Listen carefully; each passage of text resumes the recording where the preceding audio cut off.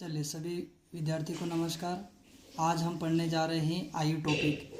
जो आयु टॉपिक से क्वेश्चन बनते हैं, एक या दो या तीन चार प्रश्न बन सकते हैं। MP police, Madhya Pradesh police, पटवारी, रेलवे, बैंक, किसी भी प्रतियोगिता परीक्षा में 4 नंबर तक आयु के चैप्टर से पूछे जाते हैं। तो सबसे पहले हम देखेंगे कॉन्सेप्ट।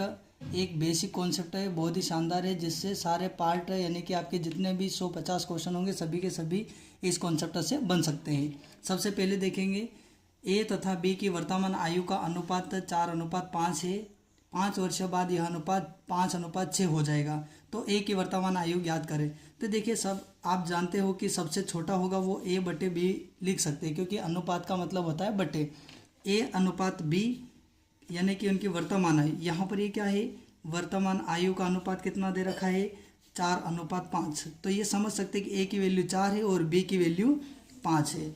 वर्तमान आयु का अनुपात 4:5 है और 5 वर्ष बाद, तो 5 वर्ष बाद कितना हो जाता है, 5 वर्ष बाद जस्ट इसके नीचे ही लिख सकते हैं अपन 5:6, यानी कि 5:6 हो जाता है।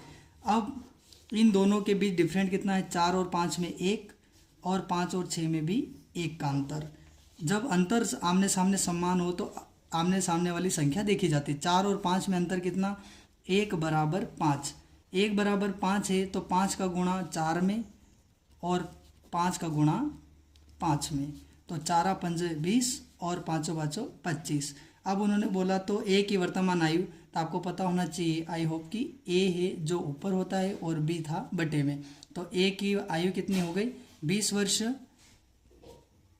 ए की उम्र हो गई 20 वर्ष और बी की आयु हो गई 25 वर्ष। तो आपको समझ में आया होगा, इस क्वेश्चन का राइट आंसर ये है।